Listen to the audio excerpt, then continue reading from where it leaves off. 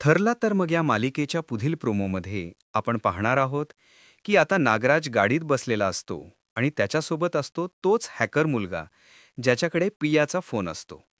Hacker म्हणतो, yes. Nagraj विचारतो, काय झालं? तर तो मुलगा सांगतो, तुमचा व्हिडिओ सापडला.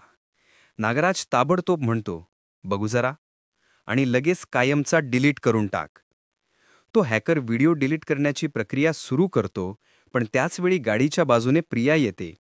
ती सरळ नागराजला विचारते, झाला का व्हिडिओ डिलीट?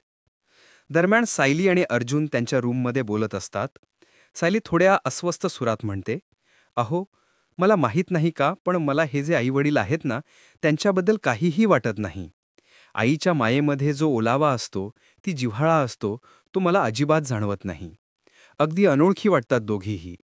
आणि तुम्ही फक्त एक फोटो पाहून यांना माझे आईबाबा म्हणून आपल्या घरी आणलत? अर्जुन शांतपणे उत्तर देतो, हो सायली, तू बरोबर आहेस. तुझ्यात आणि त्यांच्यात काहीही साम्य नाही. ते अगदी तुझ्या उलट आहेत. 1% साम्य नाही. जमीन अस्मानाचा फरक आहे तुमच्यात. पण हाच गोंधळ मिटवण्यासाठी मी एक मोठं पाऊल उचललं होतं. हे बोलताच अर्जुन सायलीला डीएनए टेस्टचे रिपोर्ट दाखवतो आणि म्हणतो, सायली, तुझा आणि मैनावतीचा डीएनए मॅच झालाय. हे ऐकून सायलीच्या हातातून तो रिपोर्ट खाली पडतो आणि इथेच हा प्रोमो संपतो. पण लक्षात घ्या, मागच्या आठवड्यातील प्रोमोमध्ये सायलीने शंका व्यक्त केली होती की रिपोर्ट खोटेही असू शकतात. तर पाहूया अर्जुन आणि सायली पुढे काय करतात. तोपर्यंत नमस्कार.